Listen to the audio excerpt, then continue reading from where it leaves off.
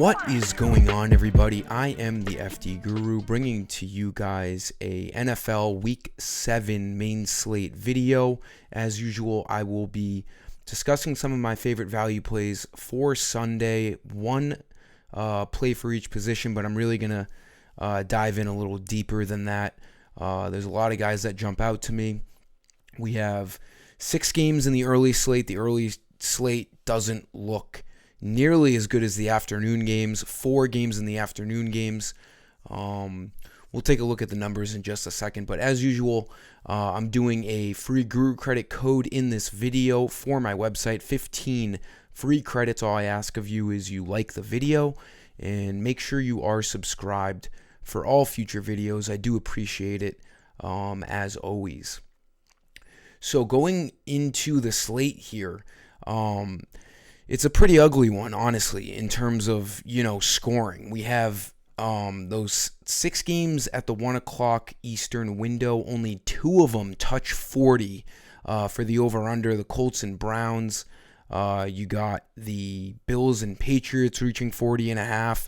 All the other games, even the Ravens actually are at 41.5 too, the Ravens and Lions. But half the games are at 37.5 to 39.5. Some pretty ugly looking games. Might be a defensive Sunday. The afternoon games look a lot better. The 4 o'clock games, they all get over 40 points for the over-under. 43.5, 44, 47, and 45 for the Packers and Broncos. And then Sunday Night Football, Dolphins and Eagles looks like the best game of the week, which is great because we haven't had many good primetime games this year. So looking forward to that. But it looks like we're going to be grinding out on Sunday. We had a successful week 6, a profitable week 6. We've been, struggling before that for the most part, but it was good to see things go to plan last Sunday, and we avoided injuries as well. So that was really good. And then one last thing is I have a NBA giveaway on Twitter. I'm announcing the winner on, I think Friday I said, $100 cash and an NBA season pass. It's pinned to my Twitter. Just retweet that for a chance at getting drawn on that. We have NBA starting up on Tuesday. Extremely excited for that because this week has been so boring in terms of DFS. So ready for NBA to start up on Tuesday as well. So I'm going to give you a couple of plays here before I give you my credit, my Guru credit code. So quarterback, if you can spend up, I do like Mahomes. This Chiefs and Chargers game is definitely the best offensive game on Sunday out of all of them. It's a, what was it? 48? 47.5 over under. The Chiefs are favorites by 5.5. The only downside to Mahomes is he really doesn't have much to throw to outside of Travis Kelce this year. They have, just a bunch of number 3 wide receivers that they seem to rotate throughout the game. So it's still Mahomes. He's still, in my opinion, the best quarterback in the NFL. So you can spend up for him. Another guy you could look at, Herbert's on the other side of this at 8,300. I think it's a little expensive for him. But I don't hate it. The game script has the Chargers throwing the ball in this game. They're 5.5 point underdogs. That's always good to pick a quarterback who's an underdog because that means they're going to have to catch up, and the clock will not be on their side, and that will lead to more throws. So Herbert, not bad. Jordan Love, not a bad play either. He's just a little expensive for me. Geno Smith is one of my favorite cheap plays at 7,000. The Cardinals defense is bad. He threw for 323 yards last week. He just didn't get in the end zone. It was a Kenneth Walker touchdown kind of game. But Geno still looks good. He'll most likely throw 1 or 2 touchdowns, and he's been thrown for good yardages this year. So I don't mind Geno Smith at 7,000. That's pretty cheap. And again, the Cardinals defense is not good. He has 2 really strong wide receivers to throw to in DK Metcalf and Tyler Lockett. And then Matthew Stafford, he's too cheap. We had him last week. He did all right. 6,700 is just, with Cooper Kupp back, he now has Kupp and Nakua, 2 really dynamic weapons to throw to. Matthew Stafford should be like 7,500, not 6,700. The Pittsburgh Steelers ranks as one of the worst defenses in the league this year through the first 6 games. So Stafford's going to be pretty intriguing as well. They're also, without their starting running back, I'm blanking on his name right now, but Kyron Williams is doubtful, so they might even throw the ball more. It's a really good spot for Stafford. I think if you're going to go cheap, $6,700 Stafford looks really good too. So it's like 4 or 5 quarterbacks for you guys you should be looking at. I like them all. For running back, we're going to go to the Lions rookie Jahmyr Gibbs. David Montgomery is most likely not going to play on Sunday, and Gibbs is looking like he will play. He's questionable right now with a hamstring. I make these videos middle of the week, so we don't know a lot of injury stuff, but we can have a good idea on who's playing, because NFL news is nothing like NBA news. They do a good job of letting you know if there's a good chance of them playing or not. Obviously, Saturday and Sunday morning, you want to double check guys to make sure that they are playing, but Gibbs is trending towards playing, as you can see in this note, and with no David Montgomery, he's going to be the number 1 guy. I expect him to see a lot of reps, as long as he's not limited. Again, once he's ruled as active, we just got to make sure he doesn't have a snap count, which I don't think he should. Really good price for our number 1 running back who can also catch the ball.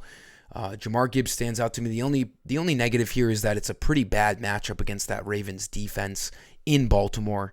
But the opportunity should be there for Jahmyr Gibbs on Sunday. And then I'll give you another cheap running back. Going back to the Rams, if you don't pick Stafford, you can go with the cheap Zach Evans. He looks like he's going to be the number 1 on Sunday. Granted, they're going to have 1 or 2 guys, in addition to this running back rotation. I'm pretty sure they picked up Myles Gaskin, as you can see here, from the Vikings. And they have someone else as well, and I forget who it is. I was looking at it earlier. Ronnie Rivers, their other backup, is doubtful.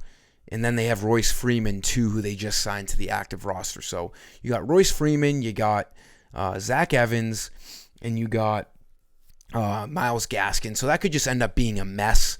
But it looks like Zach Evans is going to start and be on the depth chart as the number 1. So if you wanted to go really cheap, this is definitely a tournament play at $4,800. He could find the end zone in a lucky scenario.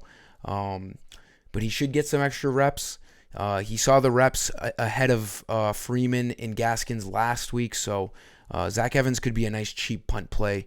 But my play in this video is Jahmyr Gibbs on the Lions. For that Guru credit code, go to my website, fd-guru.com. You have to be signed into your account to put in this code. All new users get $50 in credits with no credit card required on my website. To put in this code, go to the shop page once you're signed in.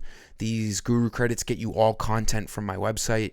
You can shop around the entire site with these credits and purchase, any DFS lineup or any, prop slip, prize picks, underdog, that kind of stuff. So put in week 7, all caps, coins. Week 7 coins, apply coupon. I already applied it, so it's not going to work, but it should say coupon successfully applied. You'll get those 15 credits uploaded to your account. Again, just like this video and make sure you are subscribed. Wide receiver, we're going into the Lions and Ravens game. I have Mahomes as the quarterback in this video, so I'm going to try to go cheaper here. Obviously, with a $9,200 quarterback, you got to look kind of cheap. There's not a ton of cheap wide receivers that are popping out to me right now, but I do like Zay Flowers at $6,300. He's emerging as the obvious number 1 receiver ahead of, Bateman and OBJ on the Ravens. They still have Mark Andrews, who's probably Lamar Jackson's favorite target, but in terms of receiving, Zay Flowers looks good. He caught his first career touchdown. Was that a London game? I think it was a London game last week against the Titans. Yeah, it definitely was. Yeah, but he looked good last week. 8 targets, 50 yards, a touchdown. He had 11 targets the week before. 3 out of the 6 games, he has double-digit targets. He looks good for a $6,300 wide receiver. Usually, number 1 receivers are going to be $7,000 or more. It's not an ideal matchup, but the Lions defense lacks in passing. They're really known for their rush defense, as you can see in this little graphic here. 18th against the pass, so I think Zay Flowers is going to be, very involved once again on Sunday. At 6,300, all he needs is, anywhere from 8 to 12 fantasy points. We're going to be happy. And he broke that touchdown seal last week. So Zay Flowers is really popping out to me as one of my favorite value wide receiver plays on the main slate. For tight end, we're going to get cheap. We have two notable expensive tight ends that you could go to if you have the money. Travis Kelce looks great against the Chargers. You always want to, pair a wide receiver or tight end with a quarterback. But in this scenario with Kelce and Mahomes, it just makes it way too hard to fill out the rest of your lineup. They're both very expensive, so if you pick Mahomes, it's going to be hard to get Kelce. You're gonna have to have a cheaper quarterback like Matthew Stafford or Geno Smith in order to spend up at tight end at Travis Kelce. Mark Andrews looks fine at 6,900. I wouldn't recommend picking Andrews if you're gonna go with Zay Flowers. I don't really see them both having big games, but Andrews looks good. I'm gonna go cheap to Luke Musgrave, the rookie for the Packers. This Packers and Broncos game, you have two pretty bad offenses, but let's not forget, both defenses are pretty bad too. So I think the Packers are going to be fine on Sunday against this Broncos defense. They are the worst currently through the first 6 weeks, the worst defense in the entire NFL. Last in rush, 30th in pass, last overall ranking according to FanDuel. And this note here too, Packers looking for ways to get Luke Musgrave more involved. That's a really nice note to see. Luke Musgrave, $5,000, extremely cheap for a tight end. He had 7 targets in that game against the Raiders last week. Other than that game against the Lions 2 weeks ago, he's been doing fine. I mean, if he's going to get 6.5 fantasy points, that's going to be fine at $5,000. We're not looking for something crazy out of a tight end with that price. Seeing 8 targets and then 7 targets 2 out of the last 3 weeks is really encouraging. And then, Packers looking for ways to get him involved. I like this play.